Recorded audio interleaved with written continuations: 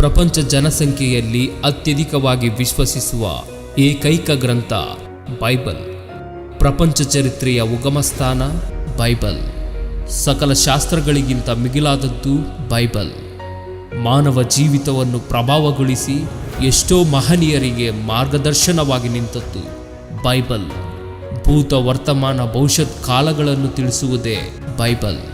ಪ್ರತಿ ಜೀವಿಗಳ ಜನನ ಮರಣವನ್ನಷ್ಟೇ ಅಲ್ಲದೆ ಮರಣದ ನಂತರ ಸಂಭವಿಸುವ ಸಂಗತಿಗಳನ್ನು ತಿಳಿಸಿದ ಏಕೈಕ ಗ್ರಂಥ ಬೈಬಲ್.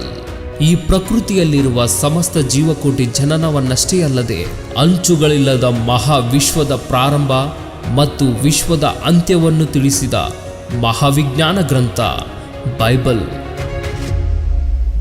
ಇಷ್ಟೊಂದು ಅಮೂಲ್ಯವಾದ ಬೈಬಲ್ ಹೇಗೆ ಬಂತು? ಯಾರು ಬರೆದರು? ಯಾರು ಬರೆಸಿದರು? ಇಷ್ಟಕ್ಕೂ ಬೈಬಲ್ ಅಂದರೆ ಏನು? ಬೈಬಲ್ ಅಂದರೆ basic information before leaving earth, ಅಂದರೆ ಭೂಮಿಯನ್ನು ಬಿಟ್ಟು ಹೋಗುವಷ್ಟರಲ್ಲಿ ತಿಳಿಯಬೇಕಾದ ಪ್ರಾಥಮಿಕ ಸಮಾಚಾರ ಎಂದು ಹೇಳಬಹುದು. ಬೈಬಲ್ ಅನ್ನುವ ಪದ ಬಿಬ್ಲಾಸ್ ಎಂಬ ಗ್ರೀಕ್ ಪದದಿಂದ ಬಂದದ್ದು. ಬಿಬ್ಲಾಸ್ ಅಂದರೆ ಪುಸ್ತಕ ಅಥವಾ ಪುಸ್ತಕಗಳ ಸಮುದಾಯವೆಂದರ್ಥ. ಬೈಬಲ್ನಲ್ಲಿ ಒಟ್ಟು 66 ಪುಸ್ತಕಗಳಿವೆ. ಅದರಲ್ಲಿ 2 ಒಡಂಬಡಿಕೆಗಳಿವೆ. ಮೊದಲನೆಯದು ಹಳೆಯ ಒಡಂಬಡಿಕೆ, 39 ಪುಸ್ತಕಗಳನ್ನೊಳಗೊಂಡಿದೆ. ಎರಡನೆಯದು ಹೊಸ ಒಡಂಬಡಿಕೆ, 27 ಪುಸ್ತಕಗಳನ್ನೊಳಗೊಂಡಿದೆ. ಬೈಬಲನ್ನು ಸುಮಾರು 42 ಮಂದಿ ಭಕ್ತರು ಬೇರೆ ಬೇರೆ ಕಾಲದಲ್ಲಿ ಪರಿಶುದ್ಧಾತ್ಮನ ಪ್ರೇರಣೆಯಿಂದ ಆಸಿಯಾ, ಯುರೋಪ್, ಆಫ್ರಿಕಾ ಖಂಡಗಳಲ್ಲಿ ಬರೆದರು. ಬೈಬಲನ್ನು ಬರೆಯುವುದಕ್ಕೆ ಸುಮಾರು 1600 ವರ್ಷಗಳ ಕಾಲ ಹಿಡಿಯಿತು. ಈ ಗ್ರಂಥದಲ್ಲಿ ದೇವರ ಮನಸ್ಸು, ಪ್ರಲಾಪ, ರೋದನೆ, ಆನಂದ, ದುಃಖ, ಕೋಪ ಮತ್ತು ದೇವರ ಪ್ರೀತಿಯನ್ನು ನಮಗೆ ತಿಳಿಸಿದ್ದಾರೆ. ಮನುಷ್ಯರೇ ತಿರುಗಿ ಬನ್ನಿ ಎಂಬ ಪರಲೋಕದ ಆಹ್ವಾನಕರಿಯನ್ನು ಬರೆಸಿದ್ದಾರೆ. ಬೈಬಲನ್ನು ಸ್ವರ್ಗಲೇಖೆಯಾಗಿ ವರ್ಣಿಸಬಹುದು. ಬೈಬಲ್ ಗ್ರಂಥದಲ್ಲಿನ ಸಾರಾಂಶವನ್ನು ನಮ್ಮ ಪೀಳಿಗೆಗೆ ತಲುಪಿಸುವ ನಿಟ್ಟಿನಲ್ಲಿ ತಮ್ಮ ಪ್ರಾಣವನ್ನು ಸಹ ಲೆಕ್ಕಿಸದೆ ತಮ್ಮ ಜೀವಿತಗಳನ್ನು ತ್ಯಾಗ ಮಾಡಿದರು. ಅದಕ್ಕೆ ಮೋಶೆಯ ಜೀವನವೇ ಬಹುದೊಡ್ಡ ಉದಾಹರಣೆ. ಯೆರೆಮೀಯನ ಕಾಲದಲ್ಲಿ ಹಳೆ ಒಡಂಬಡಿಕೆಯ ಕೆಲವು ಪ್ರತಿಗಳನ್ನು ಯೂದಾರಾಜನಾದ ಯೆಹೋಯಾಕೀಮನು ಸುಟ್ಟು ಹಾಕಿದನು. ತನ್ನ ಮನದಲ್ಲಿ ನೊಂದಂತ ನಮ್ಮ ತಂದೆಯಾದ ದೇವರು ಪುನಃ ನೇರಿಯನ ಮಗನಾದ ಬಾರಾಕನಿಂದ ಯೆರೆಮೀಯನ ಮಾತುಗಳ ಮುಖಾಂತರ ಬರೆಸಿದನು. ಜಬದಾಯನ ಕುಮಾರನಾದ ಯೋಹಾನ ಬೈಬಲ್ನಲ್ಲಿರುವ ಯೋಹಾನ್ ಸುವಾರ್ತೆ, ಯೋಹಾನ್ ಬರೆದ ಮೊದಲನೇ ಪತ್ರಿಕೆ, ಎರಡನೇ ಪತ್ರಿಕೆ, ಮೂರನೆಯ ಪತ್ರಿಕೆ ಜೊತೆ ಪ್ರಕಟಣೆ ಗ್ರಂಥವನ್ನು ಸಹ ಬರೆದರು. ಆತನನ್ನು ಎಫೆಸದಲ್ಲಿ ಬಂಧಿಸಿ ರೋಮಾನಗರಕ್ಕೆ ತೆಗೆದುಕೊಂಡು ಹೋಗಿ ಅಲ್ಲಿ ಕುದಿಯುವ ಎಣ್ಣೆಯಲ್ಲಿ ಹಾಕಿದರು. ಅವರಿಗೆ ಯಾವ ಹಾನಿಯೂ ಆಗದಿರುವುದನ್ನು ಕಂಡು ಟರ್ಕಿ ದೇಶದ ಸಮೀಪದಲ್ಲಿರುವ ನಿರ್ಜನ ಪ್ರದೇಶವಾದ ಪದ್ಮೋಸ್ ದ್ವೀಪಕ್ಕೆ ಬಹಿಷ್ಕರಿಸಿದರು. ವೃದ್ಧರಾಗಿದ್ದ ಯೋಹಾನನು ಅಲ್ಲಿ ಪ್ರಕಟಣೆ ಗ್ರಂಥವನ್ನು ಬರೆದರು. ಸೀಮೋನ ಪೇತ್ರನವರು ಪೇತ್ರನ ಮೊದಲನೇ ಪತ್ರಿಕೆ, ಪೇತ್ರನ ಎರಡನೇ ಪತ್ರಿಕೆಗಳನ್ನು ಬರೆದರು. ಪೇತ್ರನವರನ್ನು ಮೈನರ್ ಡೆನ್ ಎನ್ನುವ ಜೈಲಿನಲ್ಲಿ 6 ತಿಂಗಳುಗಳ ಕಾಲ ಬಂಧಿಸಿ ನಂತರ ತಲೆ ಕೆಳಗೆ ಶಿಲುಬೆಗೆ ಹಾಕಿ ಕೊಂದರು. ಬರ್ತಲೋಮಯನನ್ನು ಬದುಕಿರುವಾಗಲೇ ತನ್ನ ಚರ್ಮವನ್ನು ಸುಲಿದು ಆತನಿಗೆ ಚಿತ್ರಹಿಂಸೆಯನ್ನು ಕೊಟ್ಟು ಸಾಯಿಸಿದರು. ಯಾಕೋಬ ಪತ್ರಿಕೆಯನ್ನು ಯೇಸು ಕ್ರಿಸ್ತನ ಸಹೋದರನಾದ ಯಾಕೋಬನು ಬರೆದನು. ಈತನನ್ನು ಯೆರೂಸಲೇಮಿನ ದಕ್ಷಿಣ ಪ್ರಾಕಾರದಿಂದ ಕೆಳಗಡೆ ತಳ್ಳಿದರು. ಆದರೂ ಆತನು ಪ್ರಾಣದಿಂದಿರುವುದನ್ನು ಕಂಡು ದೊಣ್ಣೆಗಳಿಂದ ತಲೆಯ ಮೇಲೆ ಹೊಡೆದು ಗರಗಸದಿಂದ ತುಂಡು ತುಂಡಾಗಿ ಕತ್ತರಿಸಿ ಹಾಕಿದರು. ಕಾನಾನ್ಯನಾದ ಸೀಮೋನನನ್ನು ಸಹ ಗರಗಸದಿಂದ ಕೊಯ್ದು ಕೊಂದರು. ಹಾಗೆಯೇ ಪ್ರವಾದಿಗಳು, ನ್ಯಾಯಾಧಿಪತಿಗಳು, ರಾಜರು, ಅಪೋಸ್ತಲರು, ಭಕ್ತರ ಮುಖಾಂತರ ದೇವರು ತನ್ನ ಮನಸ್ಸಿನಲ್ಲಿರುವ ಪ್ರತಿಯೊಂದು ಮಾತನ್ನು ಬರೆಸಿದರು. ಇವರೆಲ್ಲ ತಮ್ಮ ಜೀವಿತವನ್ನು ತ್ಯಾಗ ಮಾಡಿದರು. ಕಲ್ಲುಗಳಿಂದ ಒಡೆಯಲ್ಪಟ್ಟು, ಗರಗಸದಿಂದ ಕೊಯ್ಯಲ್ಪಟ್ಟು, ಶೋಧನೆಗಳಿಗೊಳಗಾಗಿ, ಖಡ್ಗದಿಂದ ಹತರಾಗಿ, ಕುರಿ ಚರ್ಮಗಳನ್ನು, ಮೇಕೆ ಚರ್ಮಗಳನ್ನು ಧರಿಸಿಕೊಂಡು, ದರಿದ್ರತೆಯಲ್ಲಿದ್ದು ಕೊರತೆಯಲ್ಲಿದ್ದು ಶ್ರಮೆ ಹೊಂದಿ ಹಿಂಸೆ ಹೊಂದಿ ಎಲ್ಲವನ್ನೂ ಬಿಟ್ಟು ಅಡವಿಯಲ್ಲಿ ಜಂತುಗಳ ಮಧ್ಯದಲ್ಲಿದ್ದು ಬೆಟ್ಟಗಳಲ್ಲಿ ಗುಹೆಗಳಲ್ಲಿ ಸಂಚರಿಸುತ್ತಾ ಆತ್ಮನ ಮೂಲಕ ತಮ್ಮ ಬದುಕನ್ನೇ ನಿಮ್ಮ ಕೈಯಲ್ಲಿಟ್ಟಿದ್ದಾರಲ್ಲವೇ? ಯೇಸು ಕ್ರಿಸ್ತರ ಶಿಲುಬೆಯ ತ್ಯಾಗ, ಸ್ಟೆಫೆನನ ಪ್ರಾಣತ್ಯಾಗ, ಅಪೋಸ್ತಲರ ಶ್ರಮೆ, ಹತವಾದವರ ಜೀವಿತ ಕಣ್ಣೀರ ಘೋಷೆ ಇವೆಲ್ಲ ತಂದೆಯ ವೇದನೆಯ ನಿದರ್ಶನ ಅಲ್ಲಂತೀರಾ? ಅವರ ಶ್ರಮೆ ತ್ಯಾಗದ ಮುಖಾಂತರ ಈ ಗ್ರಂಥ ನಮ್ಮ ಕೈಗೆ ಸೇರಿರುವುದು ನಿಜ ಅಲ್ಲಂತೀರಾ? ಆಗಿನ ಕಾಲದಲ್ಲಿ ಕಾಗದಗಳು ಇರದ ಕಾರಣ ಕಲ್ಲಿನ ಹಲಿಗೆಗಳ ಮೇಲೆ, ಪ್ಯಾಪಿರಸ್ ಎಲೆಗಳ ಮೇಲೆ, ಪ್ರಾಣಿಗಳ ಚರ್ಮದ ಮೇಲೆ ಬರೆದು ಅದನ್ನು ಗ್ರಂಥದ ಸುರುಳಿಯ ರೂಪದಲ್ಲಿ ಭದ್ರಪಡಿಸುತ್ತಿದ್ದರು. ಪ್ರಾಣಿಗಳ ಚರ್ಮದ ಮೇಲೆ ದೇವರ ಮಾತುಗಳನ್ನು ಬರೆಯಬಹುದು, ಆದರೆ ಅದು ತುಂಬ ಕಷ್ಟದಿಂದ ಕೂಡಿದ ಕೆಲಸ. ಹಾಗೆ ಮಾಡಬೇಕಾದರೆ ಎಷ್ಟೋ ಜನರು ಪ್ರಯಾಸ ಪಡೆದಿದ್ದರೆ ಹೊರತು ಆ ದಿನಗಳಲ್ಲಿ ಸಾಧ್ಯವಾಗುತ್ತಿರಲಿಲ್ಲ. ಒಂದು ಪ್ರಾಣಿಯನ್ನು ಕೊಂದು ಅದರ ಚರ್ಮವನ್ನು ಒಣಗಿಸಿ ಅದನ್ನು ಸ್ವಚ್ಛಪಡಿಸಿ ಆ ಚರ್ಮವನ್ನು ಗ್ರಂಥದ ರಚನೆಗೆ ಅನುಗುಣವಾಗಿ ಸಿದ್ಧ ಮಾಡಬೇಕು. ಒಂದು ಪ್ರಾಣಿಯ ಚರ್ಮದ ಮೇಲೆ ಕೇವಲ 10 ವಚನಗಳನ್ನು ಬರೆಯಲು ಸಾಧ್ಯವಾಗುತ್ತಿತ್ತು. ಹಾಗಾದರೆ 66 ಪುಸ್ತಕಗಳು ಬರೆಯಲು ಎಷ್ಟು ಪ್ರಾಣಿಗಳ ಚರ್ಮ ಬೇಕೋ ಆಲೋಚಿಸಿ. ಎಷ್ಟೋ ಮಂದಿ ಪರಿಶುದ್ಧ ಗ್ರಂಥವನ್ನು ಮುತ್ತಿ ಹಾಕಲು ನೋಡಿದರು. ಈ ಗ್ರಂಥ ತನ್ನ ಮಕ್ಕಳಾದ ನಮ್ಮ ಬಳಿಗೆ ಸೇರಲು ಆ ತಂದೆಯ ಇಷ್ಟ, ಪ್ರೀತಿ, ಆತನ ಮನಸ್ಸು ನೀವು ನಾನು ತಿಳಿದುಕೊಳ್ಳುವುದಕ್ಕೋಸ್ಕರ ಬೆಟ್ಟಗಳಲ್ಲಿ, ಗುಹೆಗಳಲ್ಲಿ, ಮಣ್ಣಿನ ಪಾತ್ರೆಗಳಲ್ಲಿ ಭದ್ರಪಡಿಸಿ ಶತ್ರುಗಳ ಕೈಗೆ ಸಿಗದಂತೆ ಪ್ರಣಾಳಿಕೆಯನ್ನು ಸಿದ್ಧಪಡಿಸಿದರು ನಮ್ಮ ತಂದೆಯಾದ ದೇವರು. ಬೈಬಲ್ನ ಪ್ರತಿಗಳು ಮೃತ ಸಮುದ್ರ ಬಳಿ ಇರುವ ಕುಮ್ರಾನ್ ಗುಹೆಯಲ್ಲಿ ದೊರಕಿದವು. ಹಾಗೆಯೇ ಈಜಿಪ್ಟ್ನ ಅಲೆಕ್ಸಾಂಡ್ರಿಯಾ ಸಮೀಪದಲ್ಲಿರುವ ಸೇಂಟ್ ಕ್ಯಾಥೋಲಿಕ್ ಚರ್ಚ್ನಲ್ಲಿ ದೊರಕಿದವು. ಇವು ಚರ್ಮದ ಸುರುಳಿಯಲ್ಲಿ, ಮಣ್ಣಿನ ಪಾತ್ರೆಗಳಲ್ಲಿ ದೊರಕಿದವು. ಬೈಬಲನ್ನು ಸಂಪೂರ್ಣವಾಗಿ ಬರೆಯಬೇಕಾದರೆ ಕೈ ಬರಹದಿಂದ ಹೊಸದಾಗಿ ಪ್ರತಿಗಳನ್ನು ಬರೆದುಕೊಳ್ಳಬೇಕು. ಅದು ಅಷ್ಟು ಸುಲಭವಾಗಿ ಒಂದೇ ದಿನದಲ್ಲಿ ಮುಗಿಯುವ ಕೆಲಸವಲ್ಲ. ಪೂರ್ವದಲ್ಲಿ ಸ್ಕೇಟ್ಸ್ ಎನ್ನುವವರು ಕೈ ಬರಹದಿಂದ ಪ್ರತಿಗಳನ್ನು ಬರೆಯುತ್ತಿದ್ದರು. ಕ್ರಿಸ್ತಪೂರ್ವ 2ನೇ ಶತಮಾನದಲ್ಲಿ ಹಳೆ ಒಡಂಬಡಿಕೆಯನ್ನು ಮತ್ತು ಕ್ರಿಸ್ತಶಕ 50ರಿಂದ 100 ವರ್ಷಗಳ ನಡುವೆ ಹೊಸ ಒಡಂಬಡಿಕೆಯನ್ನು ಸಂಪೂರ್ಣವಾಗಿ ಭಕ್ತರ ಮುಖಾಂತರ ಬರೆಯಲ್ಪಟ್ಟಿತು. ಕ್ರಿಸ್ತಶಕ 383ರಲ್ಲಿ ಜೆರೋಮ್ ಎಂಬ ಭಕ್ತನು ಲ್ಯಾಟಿನ್ ಭಾಷೆಯಲ್ಲಿ ಮೊಟ್ಟ ಮೊದಲ ಬಾರಿಗೆ ಅನುವಾದ ಮಾಡಿದರು. ಆನಂತರ ಕ್ಯಾಪ್ಟಿಕ್ ಸಿರಿಯಾ ಭಾಷೆಗಳಿಗೂ ಅನುವಾದಿಸಿದರು. ಕ್ರಿಸ್ತಶಕ 1384ರಲ್ಲಿ ಜಾನ್ ವಿಕ್ಲೇಫ್ ಮೊಟ್ಟ ಮೊದಲ ಬಾರಿಗೆ ಬೈಬಲನ್ನು ಇಂಗ್ಲಿಷ್ ಭಾಷೆಗೆ ಕೈ ಬರಹದಿಂದ ಅನುವಾದಿಸಿದರು. ಈ ವಿಷಯದಲ್ಲಿ ಆತನನ್ನು ಪ್ರೋತ್ಸಾಹಿಸದೆ, ಗರ್ವಿಸದೆ ಆತನನ್ನು ಬಂಧಿಸಿ ಸಜೀವವಾಗಿ ಸುಟ್ಟು ಬಿಟ್ಟರು. ಆತನನ್ನು ಸಜೀವ ದಹನ ಮಾಡಿ ಅವರ ಬೂದಿಯನ್ನು, ಮೂಳೆಗಳನ್ನು ಸಮುದ್ರದಲ್ಲಿ ಹಾಕಿಬಿಟ್ಟರು. ಕ್ರಿಸ್ತಶಕ 1400ರಲ್ಲಿ ಜಾನ್ ಗುಟನ್ಬರ್ಗ್ ಒಬ್ಬ ಕಾರಣ ಜನ್ಮನಾಗಿ ಹುಟ್ಟಿ ಅಚ್ಚು ಯಂತ್ರವನ್ನು ಕ್ರಿಸ್ತಶಕ 1450ರಲ್ಲಿ ಕಂಡುಹಿಡಿದನು. ಮುದ್ರಣ ಯಂತ್ರವನ್ನು ಕಂಡುಹಿಡಿದ ಮೇಲೆ ಮುದ್ರಿಸಲ್ಪಟ್ಟ ಮೊಟ್ಟ ಮೊದಲ ಪುಸ್ತಕ ಸತ್ಯವೇದ. ಕ್ರಿಸ್ತಶಕ 1522ರಲ್ಲಿ ಮಾರ್ಟಿನ್ ಲೂಥರ್ ಬೈಬಲನ್ನು ಜರ್ಮನಿ ಭಾಷೆಗೆ ಅನುವಾದಿಸಿದರು. ಕ್ರಿಸ್ತಶಕ 1526ರಲ್ಲಿ ವಿಲಿಯಂ ಟಿಂಡೇಲ್ ಹೊಸ ಒಡಂಬಡಿಕೆಯನ್ನು ಇಂಗ್ಲಿಷ್ ಭಾಷೆಗೆ ಅನುವಾದಿಸಿದರು.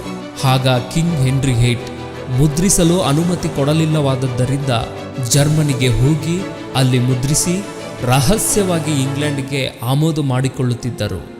ಈ ರೀತಿ ಮಾಡಿದ್ದರಿಂದ ಆತನನ್ನು ಕ್ರಿಸ್ತಶಕ 1536ರಲ್ಲಿ ಕೊಳುವೆಯಲ್ಲಿ ಸಜೀವ ದಹನ ಮಾಡಿದರು. ಆ ದಿನಗಳಲ್ಲಿ ಬೈಬಲನ್ನು ಯಾರು ಮನೆಗಳಲ್ಲಿ ಇಟ್ಟುಕೊಳ್ಳಬಾರದು. ಒಂದು ವೇಳೆ ರಹಸ್ಯವಾಗಿ ಇಟ್ಟುಕೊಂಡರೆ ಶಿಕ್ಷೆಗೆ ಅರ್ಹರಾಗುವರು ಎಂಬ ರಾಜಾಜ್ಞೆ ಇತ್ತು. ಸಾಮಾನ್ಯರಿಗೆ ಎಟುಕದ ದ್ರಾಕ್ಷಿಯಾಗಿ ಉಳಿಯಿತು ಬೈಬಲ್. ಟಿಂಡೆಲ್ ಅಗ್ನಿಯಲ್ಲಿ ಸಾಯೋದಕ್ಕಿಂತ ಮುಂಚೆ, Lord, open the King of England's eyes. ಓ ಪ್ರಭುವೇ, ಇಂಗ್ಲೆಂಡ್ ರಾಜನ ಕಣ್ಣು ತೆರೆಯಿರಿ ಎಂದು ಪ್ರಾರ್ಥಿಸಿದನು. ಆ ವರ್ಷ ಕಳೆದ ನಂತರ, ಅಂದರೆ ಕ್ರಿಸ್ತಶಕ 1537ರಲ್ಲಿ ಜಾನ್ ರೋಗಸ್ ಎಂಬ ವ್ಯಕ್ತಿ ಕಿಂಗ್ ಹೆನ್ರಿ ಅನುಮತಿಯಿಂದ ಅಧಿಕೃತವಾಗಿ ಬೈಬಲನ್ನು ಇಂಗ್ಲಿಷ್ ಭಾಷೆಗೆ ಮುದ್ರಿಸಿದರು. ಕ್ರಿಸ್ತಶಕ 1605ರಲ್ಲಿ ಸ್ಕಾಟ್ಲೆಂಡ್ನ ಕಿಂಗ್ ಜೇಮ್ಸ್ 54 ಮಂದಿಯನ್ನು 6 ಗುಂಪುಗಳಾಗಿ ವಿಭಜಿಸಿ ತನ್ನ ನೇತೃತ್ವದಲ್ಲಿ 1611ರಲ್ಲಿ ಬೈಬಲನ್ನು ಮುದ್ರಿಸಿದರು. ಇದನ್ನು ಕಿಂಗ್ ಜೇಮ್ಸ್ ವರ್ಷನ್ ಎಂದು ಕರೆಯುತ್ತಾರೆ. ಆ ಬೈಬಲ್ ನಮ್ಮೆಲ್ಲರ ಬಳಿ ಬರಬೇಕಾದರೆ ಮಿಷನರಿಗಳ ಪ್ರಯಾಸ ಬಹಳವಿದೆ. ದೇವರ ಮೂಲಕ ಏರ್ಪಡಿಸಲ್ಪಟ್ಟ ವಿಲಿಯಂ ಕೇರಿ ಎಂಬ ವ್ಯಕ್ತಿ 4 ತಿಂಗಳುಗಳ ಕಾಲ ಹಡಗು ಪ್ರಯಾಣ ಮಾಡಿ ನಮ್ಮ ಭಾರತ ದೇಶಕ್ಕೆ ಕ್ರಿಸ್ತಶಕ 1793ರಲ್ಲಿ ಬಂದರು. ಬೆಂಗಾಲ್ನ ಸಿರಂಪುರ್ನಲ್ಲಿ ಪ್ರಿಂಟಿಂಗ್ ಪ್ರೆಸ್ ಅನ್ನು ಆರಂಭ ಮಾಡಿ ಬ್ಯಾಪ್ಟಿಸ್ಟ್ ಮಿಷನರಿಯನ್ನು ಸ್ಥಾಪಿಸಿ 36 ವರ್ಷಗಳ ಕಾಲ ಭಾರತ ದೇಶದಲ್ಲಿದ್ದು ಬೆಂಗಾಳಿ ಭಾಷೆಯನ್ನು ಓದುವುದನ್ನು ಬರೆಯುವುದನ್ನು ಕಲಿತುಕೊಂಡರು. ಹಾಗೆಯೇ 44 ಭಾಷೆಗಳನ್ನು ಕಲಿತುಕೊಂಡರು.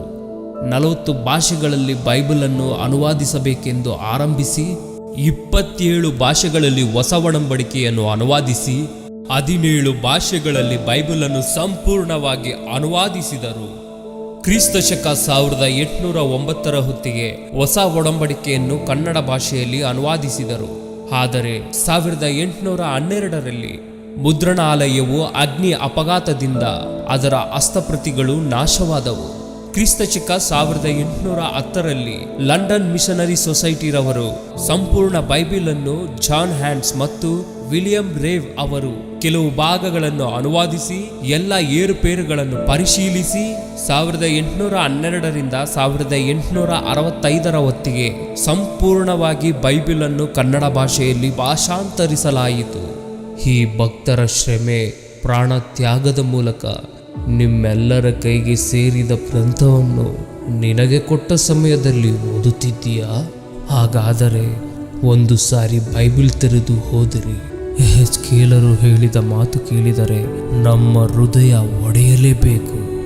ಆತನು ನೋಡುತ್ತಿರುವಾಗ ಗ್ರಂಥವನ್ನು ಹಿಡಿದುಕೊಂಡ ಒಂದು ಕೈ ಅವರಿಗೆ ಕಾಣಿಸಿತು. ಅದರ ಒಳಗೆ ಹೊರಗೆ ವಿಲಾಪ, ದುಃಖ, ರೋದನೆ, ಮನೋವೇದನೆ ಎಂದು ಬರೆಯಲ್ಪಟ್ಟಿದೆ. ಅದು ನಮ್ಮ ತಂದೆಯಾದ ದೇವರ ಮನಸ್ಸೆಂದು ಎಷ್ಟು ಜನರಿಗೆ ಗೊತ್ತು? ಪ್ರಕಟಣೆ ಗ್ರಂಥವನ್ನು ಬರೆಯುವ ಯೋಹಾನರಿಗೆ 7 ಮುದ್ರೆಗಳಿಂದ ಗಟ್ಟಿಯಾಗಿ ಮುದ್ರಿಸಲ್ಪಟ್ಟ ಒಂದು ಗ್ರಂಥವು ಕಾಣಿಸಿತು. ಅದನ್ನು ಬಿಚ್ಚುವುದಕ್ಕಾಗಲಿ ನೋಡುವುದಕ್ಕಾಗಲಿ ಯಾರಿಗೂ ಶಕ್ತಿ ಇಲ್ಲದೆ ಹೋಯಿತು. ಆ ಗ್ರಂಥವನ್ನು ತೆರೆಯದಿದ್ದರೆ ನಮ್ಮ ಬಳಿಗೆ ಆ ಗ್ರಂಥವು ಬರಲು ಸಾಧ್ಯವೇ ಇಲ್ಲ. ಅಯ್ಯೋ, ಅಂತಹ ಯೋಧನು ಯಾರೂ ಇಲ್ವಾ? ಆ ಗ್ರಂಥವನ್ನು ಬಿಚ್ಚುವ ವೀರನು ಯಾರೂ ಇಲ್ವಾ? ಯೋಹಾನರು ಬಹಳ ದುಃಖದಿಂದ ಅತ್ತರು. ಅಂಥ ಸಮಯದಲ್ಲಿ ಯಾವ ಪಾಪ ಮಾಡದಿರುವ, ಕಲ್ಮಶವಿಲ್ಲದ, ಪವಿತ್ರನು, ಪರಿಶುದ್ಧನು, ಯೂದಾ ಗೋತ್ರದ ಸಿಂಹನಾದ ಯೇಸು ಕ್ರಿಸ್ತನೊಬ್ಬರೇ ಆ ಗ್ರಂಥವನ್ನು ತೆರೆಯಲು ಜಯ ಹೊಂದಿದರು. ಅಂತಹ ಪರಿಶುದ್ಧವಾದ ಪವಿತ್ರವಾದ ಸತ್ಯವೇದ ಗ್ರಂಥವು ನಿನ್ನ ಬಳಿಗೆ ಬಂದರೆ ನೀನು ಏನು ಮಾಡ್ತಿದ್ದೀಯಾ? ಆರಾಧನೆಯ ಸಮಯದಲ್ಲಿ ಕವರ್ ಓಪನ್ ಮಾಡಿ ಆರಾಧನೆ ಮುಗಿದ ಕೂಡಲೇ ಕವರ್ ಆಗ್ತಿದೀಯಾ? ಭಾನುವಾರ ಆರಾಧನೆ ಮುಗಿದ ಕೂಡಲೇ ಬೈಬಲನ್ನು ಮನೆಯಲ್ಲಿ ಎಲ್ಲೋ ಬಿಟ್ಟು ಬಿಡುತ್ತೀರಿ. ಮತ್ತೆ ಭಾನುವಾರ ಬರುವುದರೊಳಗೆ ಅದು ಧೂಳು ಹಿಡಿಯಲೇಬೇಕು. ಭಾನುವಾರ ಬೈಬಲನ್ನು ತೆಗೆದು ಅದರ ಮೇಲಿರುವ ಧೂಳನ್ನು ಉಫ್ ಎಂದು ಊದಲೇಬೇಕು. ರೋಗಗಳು ಬಂದರೆ ಬೈಬಲ್ ತೆಗೆದು ಒಂದು ಅಧ್ಯಾಯವನ್ನು ಓದಿ ಎಲ್ಲೋ ಹಾಕಿಬಿಡ್ತೀಯ. ಬೈಬಲ್ ಪಕ್ಕದಲ್ಲಿ ಇದ್ದರೆ ಸಾವು ದೆವ್ವ ಎರಡೂ ಬರುವುದಿಲ್ಲ ಅಂತ ಪಕ್ಕದಲ್ಲಿ ಇಟ್ಟುಕೊಂಡು ಮಲಗ್ತಾರೆ. ನಿದ್ದೆ ಬಂದಿಲ್ಲ ಅಂದರೆ ತಲೆ ದಿಂಬಾಗಿ ಬೈಬಲ್ ಬದಲಾಗಿದೆ. ಬೈಬಲ್ನಲ್ಲಿರುವ ಮಾತುಗಳನ್ನು ತಲೆಯಲ್ಲಿಟ್ಟುಕೊಂಡು ಬದುಕಬೇಕೆಂದೇಳಿದ್ದಾನೆ ಹೊರತು ತಲೆಯ ಕೆಳಗೆ ಇಟ್ಟುಕೊಂಡು ಮಲಗಬೇಕೆಂತೇಳಿಲ್ಲ. ಅನೇಕ ಮಂದಿ ಭಕ್ತರ ಬದುಕಿನ ತ್ಯಾಗದ ಪ್ರತಿಫಲವೇ ಈ ದಿನ ನಿನ್ನ ಕೈಯಲ್ಲಿ, ನನ್ನ ಕೈಯಲ್ಲಿರುವ ಬೈಬಲ್. ಇದನ್ನು ತಿಳಿಯದವರು, ತಿಳಿದರೂ ಅರ್ಥ ಮಾಡಿಕೊಳ್ಳದವರು, ಕೆಟ್ಟ ಸಂತತಿಯವರು, ಮೂರ್ಖರು, ದುರ್ಮಾರ್ಗಿಗಳು ಬೈಬಲನ್ನು ಬಾತ್ರೂಮ್ನಲ್ಲಿ ಬಿಸಾಡಿ ತಮ್ಮ ದುರ್ಮಾರ್ಗತನವನ್ನು ಪ್ರಕಟಿಸಿಕೊಂಡಿದ್ದಾರೆ. ಇನ್ನು ಕೆಲವರು ಮತೋನ್ಮಾದಿಗಳು ಬೈಬಲ್ ಅನ್ನು ಸುಟ್ಟಾಕುತ್ತಿದ್ದಾರೆ. ಅವರು ಸುಡುತ್ತಿರುವುದು ಬೈಬಲ್ ಗ್ರಂಥವನ್ನಲ್ಲ, ಪರಿಶುದ್ಧನಾದ ನಮ್ಮ ತಂದೆಯಾದ ದೇವರ ಮನಸ್ಸನ್ನು. ಅಗ್ರರಾಜ್ಯವಾಗಿ ಕರೆಯಲ್ಪಡುತ್ತಿರುವ ಅಮೆರಿಕ, ಕ್ಯಾಲಿಫೋರ್ನಿಯಾ ಬೈಬಲ್ ಅನ್ನು ನಿಷೇಧಿಸಬೇಕೆಂದು ಕಾನೂನು ತರಬೇಕೆಂದು ಆಲೋಚಿಸಿದರು. ಇದನ್ನು ನೋಡಿ ಸಹಿಸದ ಪ್ರಕೃತಿಯ ಉಗ್ರರೂಪದ ರುಚಿಯನ್ನು ನೋಡಿದರು. ಇದರ ಪ್ರತಿಫಲವಾಗಿ ಹಲವು ದಿನಗಳ ಕಾಲ ಕ್ಯಾಲಿಫೋರ್ನಿಯಾ ಭಯಂಕರವಾಗಿ ಅಗ್ನಿಯಿಂದ ಸುಡಲ್ಪಟ್ಟಿತು. ಇಷ್ಟು ದುಷ್ಟತ್ವವನ್ನು ನೋಡಿದರೂ ದೇವರು ಏನು ಮಾಡದೆ ಸುಮ್ಮನೆ ಇದ್ದ ಹಾಗೆ ಕಾಣಿಸುತ್ತಿದ್ದಾರಾ? ದೇವರು ಇನ್ನೂ ಅವಕಾಶ ಕೊಡುತ್ತಿದ್ದಾರೆ ನೀನು ಮಾರ್ಪಡಲೆಂದು. ಯಾಕೆಂದರೆ ದೇವರು ಪ್ರೀತಿ ಸ್ವರೂಪನಾದದ್ದರಿಂದ. ಜನರಿಗೆ ತಿಳಿಯಬೇಕಾದಂಥ ವಿಷಯ ಏನೆಂದರೆ, ದೇವರು ಪ್ರೀತಿ ಸ್ವರೂಪನಷ್ಟೇ ಅಲ್ಲ, ಆತನು ದಹಿಸುವ ಅಗ್ನಿ.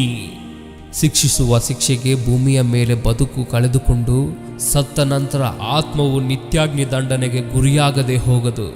ಇಷ್ಟು ಅಮೂಲ್ಯವಾದ ಗ್ರಂಥವು ಕೈ ಜಾರಿ ಬಿದ್ದರೆ ಆ ಕಡೆ ಈ ಕಡೆ ಹೊಡೆದು ಪಕ್ಕದಲ್ಲಿ ಇಟ್ಕೊಳ್ತೀಯ. ಆದರೆ 100 ರೂಪಾಯಿ ನೋಟು ಕೆಳಗೆ ಬಿದ್ದರೆ ಕಣ್ಣಿಗೆ ಮುಟ್ಟಿಸಿ ಜೇಬಿನಲ್ಲಿ ಇಡ್ತೀಯ. ಯಾರು ಇಬ್ಬರು ಯಜಮಾನರಿಗೆ ದಾಸರಾಗುವುದಕ್ಕೆ ಆಗುವುದಿಲ್ಲ ಎಂದು ದೇವರು ಹೇಳಿದ ಮಾತುಗಳು ನೆನಪಿಗೆ ಬರೋದಿಲ್ವಾ?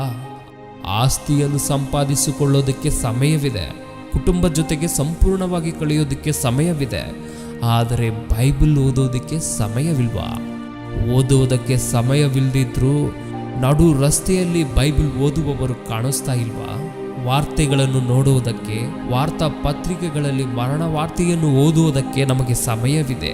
ಆದರೆ ಮರಣದ ನಂತರ ನಡೆಯುವ ಸಂಗತಿಗಳನ್ನು ತಿಳಿಸುವ ವಾಕ್ಯಗಳನ್ನು ಓದಲು ಸಮಯವಿಲ್ವಾ? ವಾಕ್ಯವನ್ನು ನಿನಗೆ ಕೊಡಲು ಎತ್ತವರನ್ನು ತಮಗಿರುವುದನ್ನೆಲ್ಲವನ್ನು ಬಿಟ್ಟು ಕಡೆಗೆ ತಮ್ಮ ಜೀವನವನ್ನೇ ಕೊಟ್ಟ ಭಕ್ತರ ಜೀವಿತ ಚರಿತ್ರೆ, ಅವರ ತ್ಯಾಗ, ಯೇಸುಕ್ರಿಸ್ತರ ಪ್ರಾಣತ್ಯಾಗ ಈ ದಿನಗಳಲ್ಲಿರುವ ಅನೇಕ ಮಂದಿ ಕ್ರೈಸ್ತರಿಗೆ ಅರ್ಥವಾಗಲಿಲ್ಲ. ನಿನ್ನನ್ನು ಬದುಕಿಸಲೆಂದು, ಜೀವವುಳ್ಳ ವಾಕ್ಯವನ್ನು ನೀನು ಓದಲೆಂದು ಇಷ್ಟು ಪ್ರಯಾಸಪಟ್ಟು ಬರೆಸಿರುವ ಬೈಬಲ್ ಗ್ರಂಥವನ್ನು ತಪ್ಪಾಗಿ ಬೋಧಿಸುವ ಅನೇಕ ಬೋಧಕರಾದರೆ ತಮ್ಮಲ್ಲಿರುವ ವಾಕ್ಯವನ್ನು ಪರಿಶೀಲಿಸದ ಪರಿಸ್ಥಿತಿ ವಿಶ್ವಾಸಿಗಳದ್ದಾಗಿದೆ. ಎಷ್ಟೋ ಭಕ್ತರ ಪ್ರಾಣತ್ಯಾಗದ ಮೂಲಕ ಬಂದ ಬೈಬಲ್ನ ಶ್ರೇಷ್ಠತೆ ಇನ್ನೂ ಅರ್ಥವಾಗಿಲ್ಲವೆಂದರೆ ಬೈಬಲ್ ಮೇಲೆ ನಿನಗೆ ಕನಿಷ್ಠವಾದ ಕಾಳಜಿ ಇಲ್ಲವೆಂದರ್ಥ. ಬೈಬಲ್ ಕೈಯಲ್ಲಿದ್ದರೂ ಓದಲಿಲ್ಲವೆಂದರೆ ಬೈಬಲ್ ಅನ್ನು ಹಿಡಿಯುವ ಅರ್ಹತೆ ನಿನಗಿಲ್ಲ ಎಂದು ತಿಳಿದುಕೋ. ಬೈಬಲ್ ಓದುವ ನೀನು ನಟಿಸುವುದಕ್ಕೆ ಬಂದಿಲ್ಲ, ಆತ್ಮಗಳನ್ನು ದೇವರ ಮಾರ್ಗದಲ್ಲಿ ನಡೆಸುವುದಕ್ಕೆ ಬಂದಿದ್ದೀಯಾ. ಈ ಭೂಮಿಯ ಮೇಲೆ ಬದುಕುವುದಕ್ಕೆ ಬಂದಿಲ್ಲ, ಆತ್ಮಗಳನ್ನು ಬದುಕಿಸುವುದಕ್ಕೆ ಬಂದಿದ್ದೀಯಾ. ಧನವೇ ಶಾಶ್ವತ ಅನ್ಕೊಂಡ್ರೆ ರಾಜ್ಯಾಧಿಕಾರವನ್ನು ಬಿಟ್ಟ ಮೋಶೆ, ಇದ್ದ ಆಸ್ತಿಯನ್ನು ಹೇಯವಾಗಿ ಎಣಿಸಿದ ಅಪೊಸ್ತಲರು, ತಮ್ಮ ಚರ ಸ್ಥಿರ ಆಸ್ತಿಗಳನ್ನು ಮಾರಿ ಎಲ್ಲರಿಗೂ ಸಮವಾಗಿ ಹಂಚಿದ 1ನೇ ಶತಮಾನದ ಕ್ರೈಸ್ತರು ವಾಕ್ಯವನ್ನೇ ನಿತ್ಯ ಸಂಪಾದನೆಯಾಗಿ ತಿಳಿದುಕೊಳ್ಳಲಿಲ್ಲವೇ? ತಮ್ಮ ಬದುಕುಗಳನ್ನು ಅರ್ಪಿಸಲಿಲ್ಲವೇ? ಅವರ ಶ್ರಮೆ ನಿಮ್ಮ ಕೈಯಲ್ಲಿ ಸಮಾಧಿಯಾಗಬಾರದು. ನಮ್ಮ ಆತ್ಮಗಳನ್ನು ಬದುಕಿಸುವುದಕ್ಕೆ ಬಂದ ಈ ವಾಕ್ಯವನ್ನು ಓದಿರಿ, ಓದಿಸಿರಿ, ಅನುಸರಿಸಿರಿ, ಪರಲೋಕಕ್ಕೆ ಸೇರಿರಿ. ನಿಮ್ಮ ಜೊತೆ ಪರಲೋಕಕ್ಕೆ ಕೆಲವರನ್ನಾದರೂ ನಡೆಸಿರಿ. ದೇವರ ಉಗ್ರತೆಗೆ ಗುರಿಯಾಗದಿರ್ರಿ. ಬೈಬಲನ್ನು ನೀವು ಇನ್ನೂ ನಿರ್ಲಕ್ಷ್ಯ ಮಾಡಿ ಪಕ್ಕಕ್ಕಿಡ್ತಾ ಇದ್ದೀರಾ? ಹಾಗಾದರೆ ನಿರ್ಲಕ್ಷ್ಯಕ್ಕೆ ತಪ್ಪದು ಭಾರಿ ಮೂಲ್ಯ.